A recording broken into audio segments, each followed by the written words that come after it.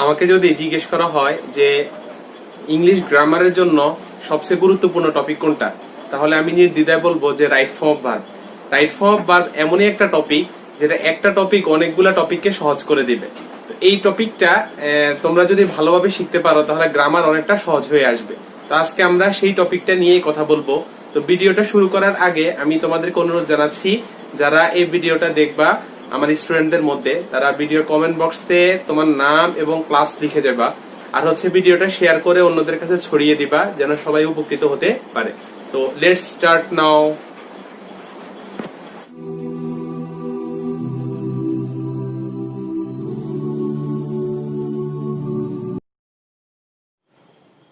তো আমাদের আলোচনাটা হলো রাইট ফর্মস অফ ভার্ব। এখানে আমাদের যে বিষয়টা জানা দরকার সেটা হচ্ছে যে রাইট শব্দের অর্থ কি, সঠিক, আর ফর্মস অর্থ হচ্ছে রূপ বা কাঠামো, অফ ভার্ব মানে হচ্ছে ভার্বের, অর্থাৎ ভার্বের সঠিক রূপ বা কাঠামো। তো আমরা একটা ভার্বের টোটাল 6টা রূপ বা কাঠামো আছে। সেগুলো হচ্ছে ভার্বের base form, present form, past form, past participle form, s by S form, আর আরেকটা হচ্ছে আইএনজি ফর্ম। তো এই 6টা ফর্মের মধ্যে বেস ফর্ম আর প্রেজেন্ট ফর্ম একই বস্তুকে বোঝায়, জাস্ট পার্থক্য হচ্ছে বেস ফর্মের ক্ষেত্রে কখনো কোনো এস বাই এস বা আইএনজি হবে না, কিন্তু প্রেজেন্ট ফর্মের সাথে এস বাই এস বা আইএনজি হতে পারে। যেমন আমরা একটা উদাহরণ খেয়াল করলে বুঝবো, যেমন গেট, এটার সাথে গেট হচ্ছে প্রেজেন্ট ফর্ম, এটার পাস্ট ফর্ম হচ্ছে গট, আর পাস্ট পার্টিসিপল ফর্ম হচ্ছে গটেন, আর এস বাই এস ফর্ম হচ্ছে গেটস, আর আইএনজি ফর্ম হচ্ছে গেটিং। তো এ হচ্ছে টোটাল একটা ভার্বের 6টা ফর্ম। তো আমরা রাইট ফর্ম ভার্ব করতে গেলে প্রথমত আমাদের অক্সিলারি ভার্বের মানে হচ্ছে বি ভার্ব কিভাবে ব্যবহৃত হয় সে সম্পর্কে ধারণা রাখতে হবে। তো বি ভার্ব কিভাবে হয় সেটা হচ্ছে, বি ভার্ব কি আগে আমরা সেটা জানি। বি ভার্ব মানে হচ্ছে বি মধ্যে কয়টা ভার্ব আছে। আমরা সাধারণত জানি, কাউকে যদি জিজ্ঞেস করি যে বি ভার্ব কয়টা ভার্ব বি ভার্ব হয়, সেটা বেশিরভাগই বলে যে 5টা ভার্ব, মানে am is are, was were, এই 5টা ভার্বকে বি ভার্ব বলে। কিন্তু মূলত বি ভার্ব হচ্ছে টোটাল 8টা। একটা হচ্ছে বি নিজেই একটা ভার্ব, যেটা বেস ফর্মের ক্ষেত্রে ব্যবহৃত হয়, অর্থাৎ কখনো যদি বেস ফর্মের প্রয়োজনীয়তা হয় তখন সেই ক্ষেত্রে বি নিজেই ব্যবহৃত হয়। আর কখনো যদি ভার্বের প্রেজেন্ট ফর্মের দরকার হয় তখন সেই ক্ষেত্রে এম ইজ আর ব্যবহৃত হয়। তো এম ব্যবহৃত হয় সাবজেক্ট যখন আই হয়, ইজ ব্যবহৃত হয় সাবজেক্ট যখন হি, শি, ইট অথবা যে কোনো একজন ব্যক্তি বা বস্তু অথবা বিষয়ের নাম বোঝায় তখন ইজ হয়। আর হয় কখন, যখন প্লুরাল বোঝায়, কোনো একের অধিক ব্যক্তি বোঝালে বা বিষয় বোঝালে, অথবা সাবজেক্ট যদি কোনো ক্ষেত্রে যদি উই হয়, ইউ হয়, দে হয়, তখন সেক্ষেত্রে আমরা আর ব্যবহার করি। আর ওয়াজ ওয়ার হচ্ছে পাস্ট টেন্সের ক্ষেত্রে ব্যবহৃত হয়। ওয়াজ হচ্ছে সিঙ্গুলারের জন্য, আর যেমন আই, হি, শি, ইট এগুলোর ক্ষেত্রে ওয়াজ হয়, অথবা কোনো একটা ব্যক্তি বা বস্তু বোঝালে। আর ওয়ার ব্যবহৃত হয় প্লুরালের ক্ষেত্রে, যেমন দে এর ক্ষেত্রে, উই এর ক্ষেত্রে, ইউ এর ক্ষেত্রে। ইউ সবসময় প্লুরাল হিসাবে ইংলিশ গ্রামারে পরিগণিত হয়। ইউ দ্বারা যদিও তুমি একজনকেও বোঝায়, আবার বহু বচনকেও বোঝায়, তোমরাও কেউ বোঝায়, কিন্তু সেই ক্ষেত্রে ইউটা প্লুরাল ভার্বই সবসময় গ্রহণ করে। আর খেয়াল রাখবা, বি এটার বেস ফর্ম বি3, মানে পাস্ট পার্টিসিপল ফর্ম হচ্ছে বিন, অর্থাৎ বি নিজে হচ্ছে বেস ফর্ম, প্রেজেন্ট ফর্ম হচ্ছে এমিজার, আর পাস্ট ফর্ম হচ্ছে ওয়াজ ওয়ার, আর পাস্ট পার্টিসিপল ফর্ম হচ্ছে বিন। আর বি এর নরমালি হচ্ছে এস বাই এস ব্যবহৃত হয় না, তবে বি এর আইএনজি ফর্ম ব্যবহৃত হয়। বি এর সাথে যখন আইএনজি যুক্ত করে তখন বিং হয়। তাহলে আমরা বলবো সবসময় যে বি ভার্ব হচ্ছে কয়টা, 8টা। এই 8টা ভার্বকে খুব ভালোভাবে মুখস্থ করবা এবং ভালোভাবে মনে রাখবা। যেমন আমরা এখন উদাহরণে যেতে পারি। আমাদের উদাহরণের ক্ষেত্রে আমরা এখানে প্র্যাকটিস সেশন গুলা, কয়েকটা প্র্যাকটিস থাকবে, তো আমি আনসার গুলা বলে দিব, তবুও তোমরা সেগুলো হোমওয়ার্ক হিসেবে আমাকে জমা দিবা। যেমন প্র্যাকটিস 1, প্র্যাকটিস 2, প্র্যাকটিস 3, এভাবে করে আমার কাছে তোমরা জমা দিবে এগুলা। যেমন প্র্যাকটিস 1-এ আমরা যদি দেখতে পাই হি এ গুড বয়, যেহেতু এই বাক্যটা নর্মাল একটা সেন্টেন্স, যে কারো সাধারণ বর্ণনা দিচ্ছে, তখন সেক্ষেত্রে হি এর সাথে কি হবে, ইজ হবে। তখন বি ভার্ব ব্যবহার করতে বলছে, তাহলে আমরা ইজ ব্যবহার করব, তাহলে he is a good boy. এখানে আর হবে না, কারণ হি হচ্ছে সিঙ্গুলার। এখানে ওয়াজ হবে না, কারণ এটা অতীতের বোঝাচ্ছে না, সেজন্য এখানে মূলত ইজি হবে। হ্যাপিনেস এ রিলেটিভ টার্ম, এখানের মধ্যে আমরা যদি খেয়াল করি তাহলে হ্যাপিনেস হচ্ছে সাবজেক্ট, হ্যাপিনেস শব্দটা হচ্ছে সিঙ্গুলার, এটা প্লুরাল না, যদিও শেষে এস দেখলে তোমরা প্লুরাল ভাবতে পারো, কিন্তু নেস যুক্ত করলে সিঙ্গুলার হয়, নেসের সাথে আবার ইএস যুক্ত করলে তখন সেই ক্ষেত্রে প্লুরাল হয়। তাহলে হ্যাপিনেস শব্দটা সিঙ্গুলার, আর সুখ এটা একটা স্বাভাবিক বিষয়ের বর্ণনা দিচ্ছে, তখন সেই ক্ষেত্রে আমরা বি ভার্বের ক্ষেত্রে এমিজার থেকে নিব, যেহেতু এটা সিঙ্গুলার সেজন্য ইজ ব্যবহার করব। তাহলে happiness is a relative term, এটা হচ্ছে কি একটা আপেক্ষিক পরিভাষা। Once they are a king, দেখো এখানের মধ্যে ওয়ান্স যখন বলতেছে তখন এটা অতীত বোঝাচ্ছে, মানে পূর্বে ছিল, তখন সেই ক্ষেত্রে দে আর এর সাথে কি হয়, ওয়াজ হয়, অথবা অয়ারও হতে পারে। তো আমরা ওয়াজ হবে না অয়ার হবে সেটা নির্ভর করবে পরের নাউনটা যদি সিঙ্গুলার হয় তখন সেই ক্ষেত্রে ওয়াজ, পরের নাউনটা যদি প্লুরাল হয় তখন সেই ক্ষেত্রে ওয়ার। যেহেতু এখানে সিঙ্গুলার ছিল এ কিং, সেজন্য এখানে ওয়াজই ব্যবহৃত হবে। তাহলে এখানে once there was a king. পরে 4 নম্বরের প্র্যাকটিসটা দেখে, with extreme competition everywhere parents বলছে be constantly worried about the results. এখানের মধ্যে আমরা সাবজেক্টটা পাচ্ছি প্যারেন্টস, প্যারেন্টসটা হচ্ছে সাবজেক্ট, যেহেতু এখানে প্যারেন্টসটা প্লুরাল সেই জন্য, আর এটা একটা স্বাভাবিক বিষয় বর্ণনা দিচ্ছে যে প্রচন্ড প্রতিযোগিতার মধ্যে পিতামাতারা সবসময় চিন্তিত থাকে স্টুডেন্টদের রেজাল্ট সম্পর্কে, ফলাফল সম্পর্কে, যেটা একটা স্বাভাবিক একটা বিষয় বর্ণনা দিচ্ছে, সেই জন্য এখানে আমরা ব্যবহার করব আর। তাহলে এখানে কি হবে, প্যারেন্টস আর। এরপরে হচ্ছে they are a dishonest man in a village who did all sorts of mischief to the villagers. এখানের মধ্যে দেখো হু ডিড পাস্ট ব্যবহৃত হচ্ছে, আবার দে আর যেহেতু হচ্ছে দে আর দ্বারা অধিকাংশ অতীতের দিকে ইঙ্গিত করে, সেজন্য আমরা এখানে এ ডিসঅনেস্ট যেহেতু বলছে তাহলে এখানে আমরা ওয়াজ ব্যবহার করব, ওয়ার হবে না কেন, যেহেতু একজন বোঝাচ্ছে সেজন্য। তাহলে there was a dishonest man in a village, এটা হবে মূলত এই বাক্যটা। এরপরে আসতেছি আমরা কখন বেস ফর্ম বা প্রেজেন্ট ফর্মের ব্যবহৃত হয়, এটা মোস্ট ইম্পর্টেন্ট তোমাদের জন্য। বেস ফর্ম বা প্রেজেন্ট ফর্ম কোন ক্ষেত্রে ব্যবহৃত হবে, এখানে আমরা টোটাল 5টা ব্যবহার বলবো, যে 5টা স্থান বলবো যে এই 5টা জায়গায় বেস ফর্ম বা প্রেজেন্ট ফর্মের ব্যবহৃত হয়। 1 নম্বরে হচ্ছে আমার কখনো যদি যেখানে আমরা ভার্বটা পরিবর্তন করব ওই বাক্যটা যদি প্রেজেন্ট ইনডিফিনিট টেন্সে থাকে, মানে হচ্ছে স্বাভাবিক কোনো বিষয়ের বর্ণনা দিচ্ছে, আর হচ্ছে সাবজেক্টটা যদি প্লুরাল হয়। সাবজেক্ট প্লুরাল কি কি, মানে বহু বচন বোঝাচ্ছে এমন শব্দগুলা, যেমন তোমার হতে পারে উই হতে পারে, তারপর হচ্ছে ইউ হতে পারে, তারপর হচ্ছে তোমার দে হতে পারে, অথবা একের অধিক কোনো বিষয় বা বস্তু বোঝায়, তখন সেই ক্ষেত্রে সাবজেক্টটা প্লুরাল হিসাবে পরিগণিত হয়। আর সাবজেক্ট যখন প্লুরাল হবে আর বাক্যটা যখন প্রেজেন্টে থাকবে সেই ক্ষেত্রে আমরা সবসময় ভার্বের প্রেজেন্ট ফর্মই ব্যবহার করব। 2 নংটা হচ্ছে মডেল অক্সিলারি ভার্ব হলে, মডেল অক্সিলারি গুলা কি, এই শব্দগুলো হচ্ছে modal auxiliary, shall, should, will, would, can, could, may, might, must, ought, to, use to, dare, need, এই ভার্বগুলো হচ্ছে মডেল অক্সিলারি ভার্ব। তো এগুলোর পরে সবসময় ভার্বের বেস ফর্ম হবে বা প্রেজেন্ট ফর্ম হবে, অর্থাৎ ব্র্যাকেটে যেই ওয়ার্ডটা থাকবে সেই ওয়ার্ডটাই আমরা হুবহু বসিয়ে দিব। কোথাও যদি ব্র্যাকেটের পূর্বে আমরা do not, does not, did not দেখি তখন সেই ক্ষেত্রে ভার্বের বেস ফর্ম বা প্রেজেন্ট ফর্মই ব্যবহার করব। 4 নং নিয়মটা হচ্ছে টু প্রিপজিশন হলে, টু প্রিপজিশন হলে ভার্বের সবসময় বেস ফর্ম হয়, তবে কিছু ক্ষেত্রে ব্যতিক্রম আছে, যেমন কিছু অ্যাপ্রোপ্রিয়েট প্রিপজিশন আছে যেগুলা টু থাকা সত্ত্বেও বেস ফর্ম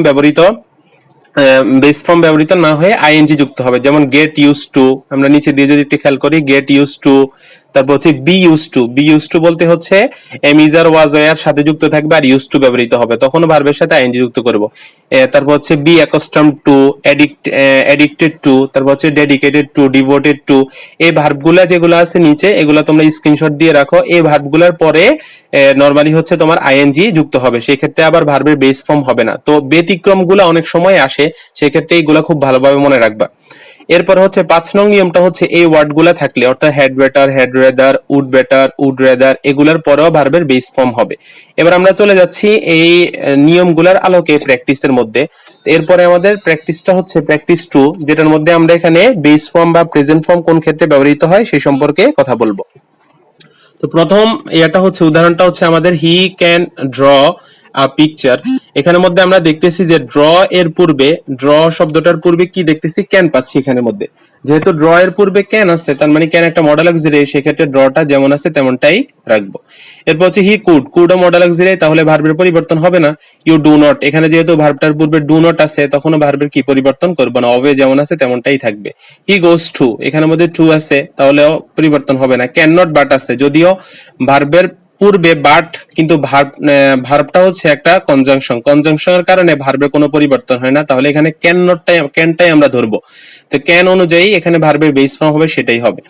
পরেরটা হচ্ছে they always help each other in time of danger. এই বাক্যটার মধ্যে আমরা পাচ্ছি কি যে এখানে সাবজেক্ট পাচ্ছি, কোনো চিহ্ন পাচ্ছি না, মানে মডেল অক্সিলারিও নাই, do not, does not, did নটও নাই, উড রাদার, হ্যাড বেটার এগুলোও নাই। তাহলে এক্ষেত্রে কি পাচ্ছি আমরা যে সাবজেক্টটা প্লুরাল পাচ্ছি আর বাক্যটা স্বাভাবিক সিম্পল সেন্টেন্সে বলতেছে, অর্থাৎ এখানের মধ্যে অলওয়েজ আছে, তারপর হচ্ছে আবার স্বাভাবিক বিষয় বর্ণনা দিচ্ছে, তখন সেই ক্ষেত্রে ভার্বটা যেমন আছে তেমনটাই থাকবে। পরেরটা পাচ্ছি আমরা কি উই নেভার মেক, এখানের মধ্যে এটা একটা সিম্পল সেন্টেন্স, আবার হচ্ছে কি পাচ্ছি সাবজেক্টটা প্লুরাল পাচ্ছি, তখন ভার্বটা যেমন আছে তেমনটাই থাকবে। তাহলে we never make him disappointed. পরেরটা হচ্ছে হ্যাড বেটার পাচ্ছি, তাহলে ভার্বের পরিবর্তন হবে না। এখানে হচ্ছে মিলিয়নস অফ পিপল গো, এখানে খেয়াল রাখবা এটার মধ্যে সাবজেক্টটা হচ্ছে আমাদের মিলিয়নস অফ পিপল, যেহেতু এটা প্লুরাল, আবার বাক্যটা হচ্ছে স্বাভাবিক বিষয় বর্ণনা দিচ্ছে যে millions of people go to their village Holmes for Eid celebration, যেহেতু এখানে স্বাভাবিক বিষয় যে ঈদের সময় সবসময় মানে লক্ষ লক্ষ মানুষ যাতায়াত করে গ্রামে, তার মানে এখানেও ভার্বের কোনো পরিবর্তন হবে না। তো এটা হচ্ছে আমাদের ভার্বের প্রেজেন্ট ফর্ম বা বেস ফর্মের ব্যবহার এবং প্র্যাকটিস। এরপর আসতেছি আমরা ভার্বের কোন ক্ষেত্রে পাস্ট ফর্ম ব্যবহৃত হয়। তো পাস্ট ফর্ম ব্যবহৃত হওয়ার ক্ষেত্র হচ্ছে দুইটা নরমালি আমরা বলতে পারি। এক হচ্ছে তোমাদের পাস্ট ফর্ম আসলে এমন একটা ভার্ব যেটার মধ্যে নরমালি হচ্ছে তোমার কিছু চিহ্ন থাকবে, যে অথবা তোমাকে আইডেন্টিফাই করে নিতে হবে যে এটা হচ্ছে পাস্টের, অর্থাৎ সেন্টেন্সটা পাস্টের। যেমন এই ধরনের কিছু শব্দ থাকলেও পাস্টের বোঝায়, যেমন ওয়ান্স থাকলে, তারপর হচ্ছে ওয়ান্স আপন এ টাইম থাকলে, ওয়ান ডে থাকলে, ইয়েস্টারডে থাকলে। দেখো ওয়ান্স আপন এ টাইম মানে হচ্ছে একদা অতীতের, ওয়ান ডে মানে হচ্ছে পূর্বের, ইয়েস্টারডে অর্থ হচ্ছে গতকাল, এগো অর্থ হচ্ছে পূর্বের, লং এগো লং সিন্স, তারপর হচ্ছে লাস্ট অর্থ হচ্ছে গত। এই সবগুলা শব্দের অর্থ নিয়ে যাচ্ছে কোথাও অতীতের দিকে। আবার অথবা বাক্যের মধ্যে যদি কোনো সাল উল্লেখ থাকে তখনও সেই ক্ষেত্রে আমরা কি করব, ভার্বের পাস্ট ফর্মই ব্যবহার করব। 2 নং নিয়মটা হচ্ছে কোথাও যদি উইশ, ফ্যান্সি, উইশ মানে হচ্ছে কামনা করা, যেমন আই উইশ এমনটা যদি থাকে, তারপর হচ্ছে ফ্যান্সি মানে হচ্ছে কল্পনা, it is time, it is high time, এটা মোস্ট ইম্পর্টেন্ট, এটা অনেক বেশি ব্যবহার আছে। তো কোথাও যদি it is time, it is high time, wish, fancy এই ধরনের শব্দগুলো বাক্যের শুরুতে থাকে, তখন আমরা ভার্বের পরিবর্তন করব, ভার্বের পাস্ট ফর্ম ব্যবহৃত হবে। এরপরে হচ্ছে আমাদের প্র্যাকটিসে আসতেছি। প্র্যাকটিস নং 3 যেটা আমরা পাচ্ছি সেটা হচ্ছে I meet with him yesterday. এখানের মধ্যে ইয়েস্টারডে যেহেতু এটা মানে গতকাল মানে অতীত হয়ে গেছে, তখন সেক্ষেত্রে আমরা ভার্বের পাস্ট ফর্ম ব্যবহার করব। তো মিট এর পাস্ট ফর্ম কি মেট, তাহলে আই মেট উইথ হিম। এরপর হচ্ছে 2 পাচ্ছি আমরা he see him last night, তাহলে এখানের মধ্যে আমরা দেখতেছি যে লাস্ট নাইট গত রাতের কথা বলতেছে, তাহলে এটাও ভার্বের কি পাস্ট ফর্ম, সেক্ষেত্রে আমরা কি সি এর পাস্ট ফর্ম ব্যবহার করবো স। এইভাবে হচ্ছে অন্যান্য গুলাও কি হবে, পরিবর্তন হবে। তো এগুলা তোমরা করে আমাকে হোমওয়ার্ক হিসেবে জমা দিবে। এরপরে আসতেছি আমরা কোন ক্ষেত্রে ভার্বের পাস্ট পার্টিসিপল ফর্ম মানে হচ্ছে বি3 ব্যবহার করব। তো বি3 ব্যবহার করার জন্য হ্যাঁ, কখনো যদি গ্যাপের পূর্বে এই আমাদের এই ভার্বগুলা থাকে, যেমন have, has, had, having, be, been, being, এই ভার্বগুলা যদি থাকে তখন সেই ক্ষেত্রে আমরা ভার্বের পাস্ট পার্টিসিপল ফর্ম ব্যবহার করব। এগুলো আমার সাথে আবার বলো, have, has, had, having, be, been, being, একদম মুখস্থ করে ফেলবা যেন এগুলা আর মানে ভুলে না যাও। এগুলা হলেই কি হবে, ভার্বের পাস্ট পার্টিসিপল ফর্ম বা বি3 ব্যবহার করব আমরা। তো আমরা উদাহরণে চলে যাচ্ছি। উদাহরণ আমরা প্র্যাকটিস 4 এর মধ্যে পাচ্ছি যে আওয়ার টিচার্স শুড বি। দেখো এখানে রেসপেক্ট আছে, তাহলে রেসপেক্টের পূর্বে যেহেতু বি আছে আমরা বলছি have, has, had, having, be, been, being. যেহেতু বি আছে তার মানে ভার্বের বি3 হবে, তাহলে রেসপেক্টেড বি3 কি রেসপেক্টেড, তাহলে our teachers should be respected. এরপর পাচ্ছি আমরা হ্যাভিং, হ্যাভিং থাকলেও ভার্বের বি3 হবে। মাই বুক হ্যাজ বিন স্টিল আছে, তাহলে স্টিলের past form past participle form হবে কেন, পূর্বে হচ্ছে বিন আছে, সেই ক্ষেত্রে আমরা ভার্বের পাস্ট পার্টিসিপল ফর্ম ব্যবহার করব। আসলে এই সব এই এগুলা এই হ্যাভ, হ্যাজ ছাড়া বাকি যেগুলা বি, বিন, বিং এগুলা বেশিরভাগ প্যাসিভ হয়, আর প্যাসিভের ক্ষেত্রে ভার্বের এমনি নরমালি হচ্ছে ভার্বের বি3 ব্যবহৃত হয়। তো বাকিগুলা তোমরা প্র্যাকটিস করে আমাকে জমা দিবা। এরপরে আসতেছে আমাদের এস বাই এস ফর্মের ব্যবহার। তো এস বাই এস ফর্ম এর ব্যবহার হচ্ছে দুইটা কারণে এস বাই এস ফর্ম হতে পারে কোনো ভার্বের সাথে। একটা হচ্ছে সাবজেক্ট যদি থার্ড পারসন সিঙ্গুলার নাম্বার হয়। তো থার্ড পারসন সিঙ্গুলার কি, সেটা হচ্ছে যখন আমি, আমরা, তুমি, তোমরা ছাড়া যত কিছু হয় সেটা হচ্ছে ভার্বের নরমালি হচ্ছে থার্ড পারসন। তো থার্ড পারসন সিঙ্গুলার কি, যেগুলা দ্বারা একজন ব্যক্তি বা বস্তু বোঝায়, যেমন হি, শি, ইট, অথবা যে কোনো একটা বিষয়, একটা ব্যক্তি, একটা বস্তু, তখন সেক্ষেত্রে ভার্বের থার্ড পারসন সিঙ্গুলার হবে, সাবজেক্টটা থার্ড পারসন সিঙ্গুলার, যেমন হি, শি, ইট, অথবা কি যে কোনো নাম।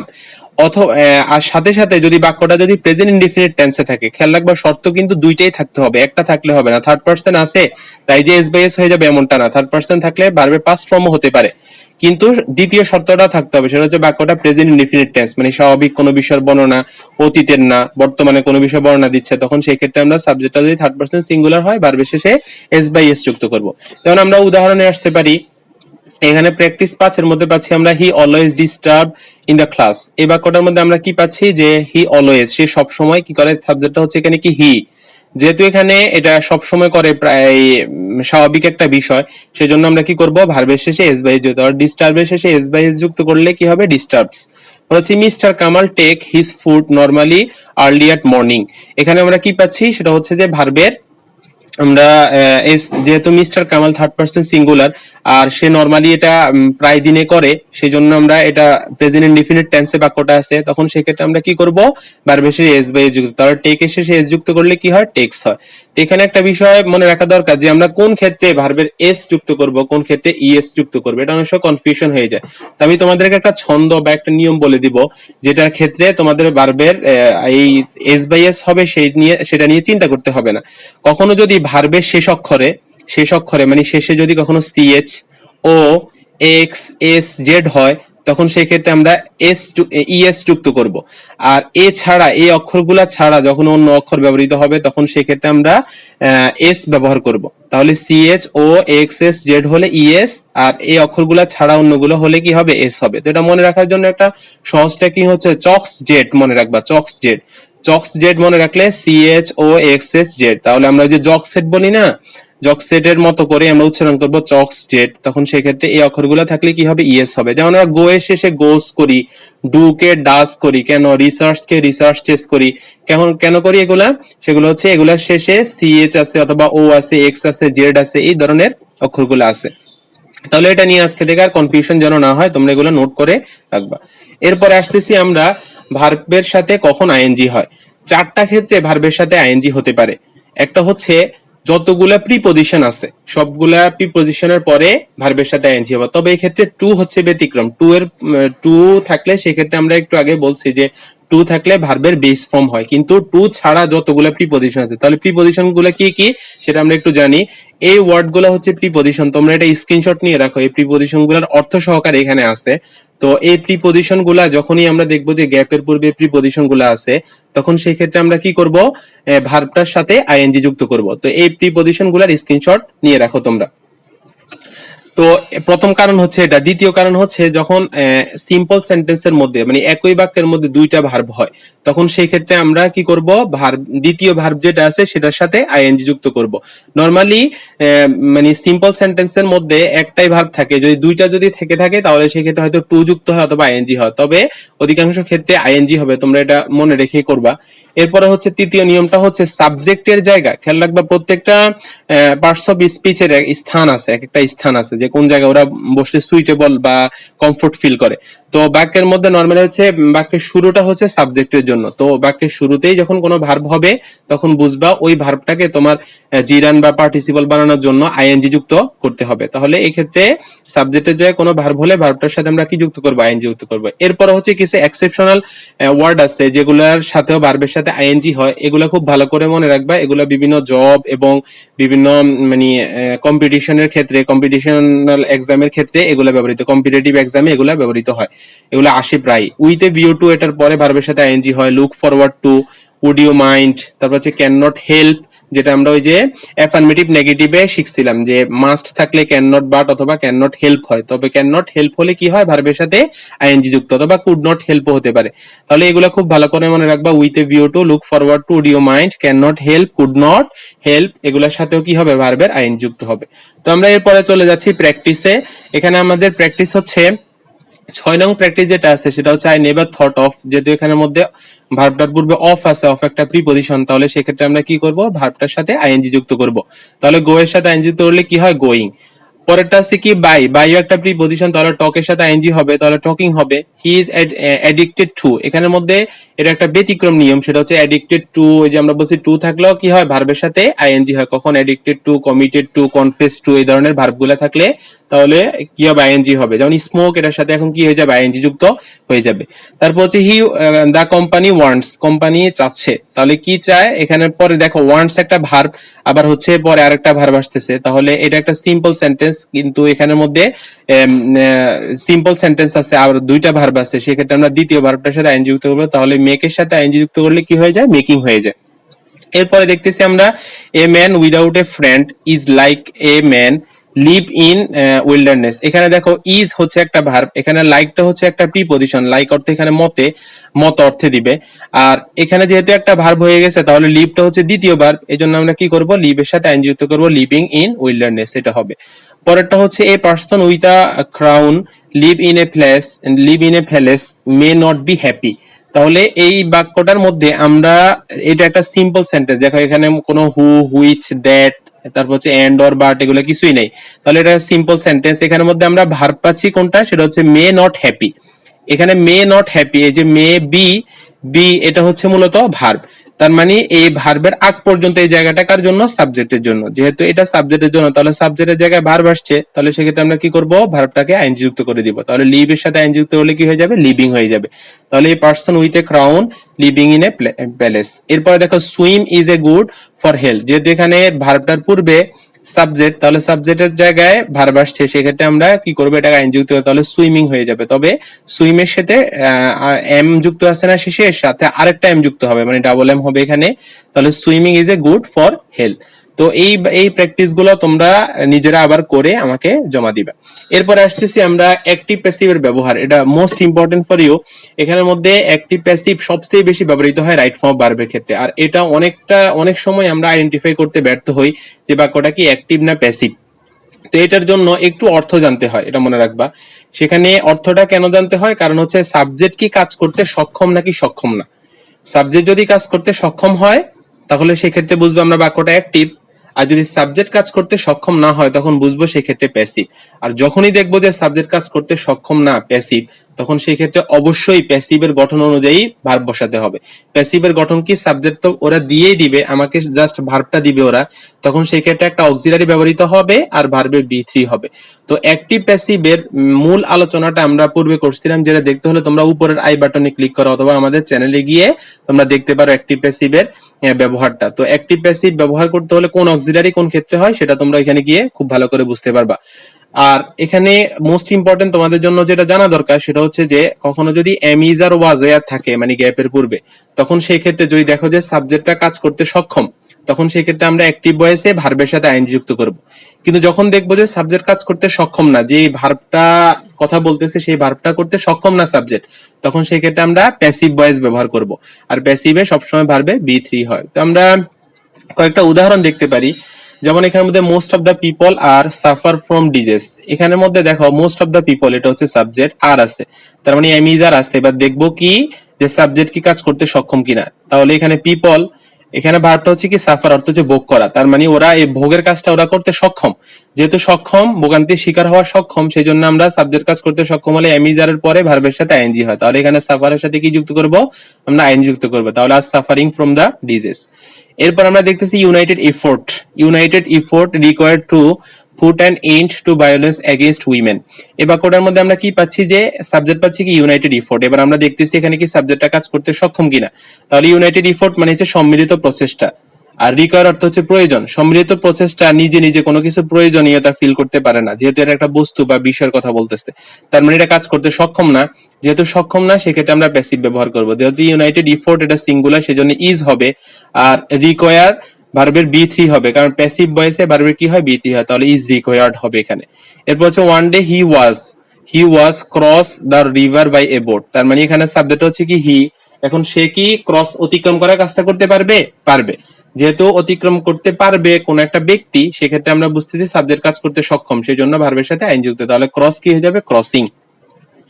পরেরটা দেখতেছি আমরা, student life call the seed time of human life. এখানে সাবজেক্ট হচ্ছে কি স্টুডেন্ট লাইফ, তার মানে স্টুডেন্ট লাইফ মানে ছাত্র জীবন, এটা কাজ করতে কি সক্ষম। কল মানে হচ্ছে ডাকা, ডাকার কাজটা কি করতে সক্ষম ছাত্র জীবনটা, ডাকা, যেহেতু ছাত্র জীবনের একটা বিষয় বুঝাচ্ছে, সেজন্য এটা কাজ করতে সক্ষম, ছাত্ররা কাজ করতে সক্ষম, কিন্তু ছাত্র জীবন কাজ করতে কিনা সক্ষম না। সেজন্য আমরা এটাকে প্যাসিভ ব্যবহার করব। আর প্যাসিভ হলে একটা অক্সিলারি হবে, যেহেতু এই বাক্যটা প্রেজেন্ট আছে ইজ হবে, আর কলের বি3 হবে কি কল্ড। তাহলে student life is called the seed time of human life. এরপর দেখতেছি আমরা once women were confine to their house. তাহলে এখানের মধ্যে ওয়ান্স একদা উইমেন ওয়্যার কনফাইন, এখন দেখো সাবজেক্টটা পাচ্ছি আমরা কি উইমেন, আর ভার্বটা হচ্ছে কি এখানে ওয়্যার। আর এখন খেয়াল করবো যে কনফাইন মানে আবদ্ধ হওয়া। আবদ্ধ হওয়া কেউ করতে পারে, কিন্তু নর্মালি হচ্ছে নারীরা নিজেদেরকে নিজেরা আবদ্ধ করে নাই, কেউ একজন করছে। সেজন্য এখানের মধ্যে আমরা কি করব, ধরে নিব যে সাবজেক্টটা আসলে বাস্তবিক অর্থে এই কনফাইন বা সীমাবদ্ধ হওয়ার কাজটা করতে সক্ষম না। সেজন্য আমরা এখানে ভার্বের বি3 ব্যবহার করব। তাহলে কনফাইন এটা হয়ে যাবে কি কনফাইন্ড টু দেয়ার হাউস। তো বাকিগুলা প্র্যাকটিস করে তোমরা আমার কাছে জমা দিবা। এরপরে আসতেছি আমরা কন্ডিশনাল সেন্টেন্স। এটা নিয়ে আমরা পূর্ব একবার আলোচনা করছিলাম, আমাদের একটা ভিডিও আছে ফেসবুক পেজের মধ্যে, তোমাদের ফেসবুক পেজটাতেও গিয়ে লাইক দিয়ে রাখবা। তো ওইখানে এটার পূর্বে আলোচনা হয়েছিল, তবু আমরা এখানে সংক্ষেপে আলোচনা করতেছি। কন্ডিশনাল সেন্টেন্স মানে যে শর্তযুক্ত বাক্য। শর্তযুক্ত বাক্য কি, সেটা হচ্ছে ইফ যুক্ত বাক্যগুলো নরমালি কি হয়, কন্ডিশনাল সেন্টেন্স হয়। কন্ডিশন তো নরমালি হচ্ছে 3টা কন্ডিশনাল সেন্টেন্স ব্যবহৃত হয়। আরেকটা আছে যেটা তোমাদের হাই লেভেলে লাগবে, এখন এই জন্য সেটা আলোচনা করতেছি না। এটা হচ্ছে এখানের মধ্যে খেয়াল রাখবা, ইফ যেহেতু আছে তার মানে ইফ ব্যবহৃত হয় কমপ্লেক্স সেন্টেন্সের মধ্যে, যেটার মধ্যে 2টা অংশ থাকবে কমা দিয়ে। তো ইফ যুক্ত সেন্টেন্স যদি আগের অংশ যদি কখনো ভার্বের প্রেজেন্ট হয়, তাহলে পরের অংশের সাবজেক্টের সাথে আমরা উইল অথবা ক্যান অথবা মে ব্যবহার করতে পারবো। আর উইল ক্যান মে যেহেতু এগুলো মডেল অক্সিলারি, সেজন্য ভার্বের এরপরে ভার্বের বেস ফর্মই হবে। এরপরে হচ্ছে দ্বিতীয় নিয়মটা হচ্ছে, যদি ইফ এর আগের অংশে যদি ভার্বের কি হয় পাস্ট ফর্ম হয়, মানে বি2 হয়, তখন সেই ক্ষেত্রে পরের অংশে ওই যে উইল এর পাস্ট ফর্ম কি হয়, উড হয়, ক্যান এর পাস্ট ফর্ম কুড হয়, মে এর পাস্ট ফর্ম মাইট হয়, তখন সেই ক্ষেত্রে উড কুড অথবা মাইট ব্যবহৃত হবে। আর এগুলা যেহেতু মডেল অক্সিলারি, সেজন্য ভার্বের সাথে কি যুক্ত হবে, কিছু যুক্ত হবে না, ভার্বের বেস ফর্মটাই হবে। তাহলে ইফ এর আগের অংশ প্রেজেন্ট হলে পরে উইল হবে, আগের অংশ পাস্ট হলে পরে উড হবে। এরপর হচ্ছে ইফ এর আগের অংশ যদি পাস্ট পারফেক্ট হয়, মানে পাস্ট পারফেক্ট মানে কি হ্যাড প্লাস বি3, অর্থাৎ হ্যাডও আছে আর হচ্ছে ভার্বে বি3 আছে, তখন সেই ক্ষেত্রে আমরা কি করব, এরপরের সাবজেক্টের সাথে উড হ্যাভ অথবা কুড হ্যাভ অথবা মাইট হ্যাভ যুক্ত করব। যেহেতু হ্যাভ যুক্ত করতেছি আর হ্যাভের চাহিদা হচ্ছে এরপরে ভার্বে বি3 হোক, সেজন্য বি3 ব্যবহার করব। তো আমরা কয়েকটা উদাহরণ দেখতে পারি এই সম্পর্কিত, যেমন if he makes a proper division of his time and does his duties accordingly he prosper in life। দেখো এখানে এই পর্যন্ত কমা, তার মানে এটা হচ্ছে ইফ এর আগের অংশ। তাহলে ইফ এর আগের অংশ আমরা পাচ্ছি কি, একটা ভার্ব পাচ্ছি মেক্স, আবার এখানে একটা ভার্ব পাচ্ছি কি ডাজ। তাহলে দুইটা ভার্বই প্রমাণ করতেছে যে এটা প্রেজেন্টে আছে, কারণ প্রেজেন্টে থাকলেই তো ভার্বের শেষে এস বাই এস হয়। তখন সেই ক্ষেত্রে পরের অংশের সাথে কি যুক্ত করব, সাবজেক্টের সাথে উইল যুক্ত করব। তাহলে এই সাবজেক্টের পরে উইল যুক্ত করব, অর্থাৎ ভার্বটার সাথে উইল হবে, তাহলে উইল প্রসপার ইন লাইফ এটা হবে। এরপরে 2 নং এ দেখতেছি if we West the days away we lag behind. এখানের মধ্যে দেখো সাবজেক্টটা হচ্ছে উই, ভার্বটা হচ্ছে ওয়েস্ট, ভার্বের প্রেজেন্ট ফর্ম আছে, তার মানে ইফ এর আগের অংশ প্রেজেন্ট আছে, তাহলে পরের অংশে উইল যুক্ত করব, তাহলে উই উইল ল্যাগ বিহাইন্ড। এরপরের ভার্বটা দেখতেছি আমরা I had been invited to join the party I give. তাহলে এখানে if I had been invited, এখানের মধ্যে হ্যাড প্লাস বি3 আছে, তার মানে এটা পাস্ট পারফেক্টে আছে। তাহলে আমাদের তৃতীয় নিয়ম অনুযায়ী পাস্ট পারফেক্টে যদি আগের অংশটা থাকে, তাহলে পরের অংশে উড হ্যাভ যুক্ত হয়, তাহলে এখানে আমরা কি যুক্ত করব, আই উড হ্যাভ। এরপরে গিভ এর বি3 হচ্ছে কি গিভেন, তাহলে I would have given you wonderful gift এটা হবে। এরপর হচ্ছে if you follow the teachers you do. দেখো এখানে আগের অংশটার মধ্যে ভার্বে কোন ফর্ম আছে, পাস্ট ফর্ম আছে, তাহলে পরের অংশের সাথে কি যুক্ত হবে, উড অথবা কুড অথবা মাইট যুক্ত হবে। তাহলে এখানের মধ্যে ফলোড যেহেতু পাস্ট ফর্ম ছিল, এখানে উড আর ডু যেমন আছে তেমনটাই রাখবে, তাহলে ইউ ডু ওয়েল। এরপর হচ্ছে আনলেস, খেয়াল রাখবা ইফ আর আনলেস একই অর্থ, তবে নেগেটিভ অর্থবোধক। আনলেস হচ্ছে যদি না অর্থে, আর ইফ হচ্ছে যদি, তো এই দুইটা একই রুলসে ফলো করে আসে, এজন্য আমরা আলাদাভাবে না বলে উদাহরণ ইনক্লুড করে দিচ্ছি এখানের মধ্যে। তো যেহেতু আনলেস যুক্ত বাক্য আর ইফ একই রুলস ফলো করে, তাহলে আমরা দেখতেছি এখানে if unless we control corruption, এখানের মধ্যে কন্ট্রোল হচ্ছে ভার্বের প্রেজেন্ট ফর্ম, সেজন্য পরের অংশের সাথে কি যুক্ত করব, আমরা উইল অথবা ক্যান অথবা মে যুক্ত করব, তাহলে উই উইল ল্যাগ বিহাইন্ড এটা। আমাদের এই পার্টটা হলো ক্লাস 6-7 এর জন্য। এই পার্টটার মধ্যে আমরা শিখবো মানে বললে ব্র্যাকেটের মধ্যে যা বলবে সে অনুযায়ী আমরা কি লিখবো। কখনো যদি ব্র্যাকেটের মধ্যে প্রেজেন্ট পার্টিসিপল অথবা জিরান বলে, তখন সেক্ষেত্রে আমরা ভার্বের সাথে আইএনজি যুক্ত করব, মানে ব্র্যাকেটে যে ভার্বটা থাকবে সেটার সাথে আইএনজি যুক্ত করব। এটা হচ্ছে ক্লিনলিনেস, যেমন আমরা উদাহরণে যেতে পারি cleanliness is a must for বলছি keep use in gerund in good health, তাহলে জিরান্ড ব্যবহার করতে বলছে। তাহলে জিরান্ড অথবা পার্টিসিপল যাই বলুক, প্রেজেন্ট পার্টিসিপল বলুক, তখন ভার্বের সাথে আমরা আইএনজি যুক্ত করব। তাহলে এই ক্ষেত্রে কিপ কি হয়ে যাবে? কিপিং। তখন পরের উদাহরণটাতে আমরা দেখতেছি he took a stick and continued beat use present participle বলছে। তাহলে প্রেজেন্ট পার্টিসিপল যেহেতু আছে তাহলে কি করব আমরা? ভার্বের সাথে আইএনজি যুক্ত করব। তাহলে বিট কি হয়ে যাবে? আইএনজি যুক্ত করলে বিটিং। তাহলে he took a stick and continued beating the dishonest man. পরেরটা হচ্ছে কোথাও যদি পাস্ট পার্টিসিপল বলে তখন সেক্ষেত্রে ভার্বের বি3 মানে পাস্ট পার্টিসিপল ফর্ম ব্যবহার করব।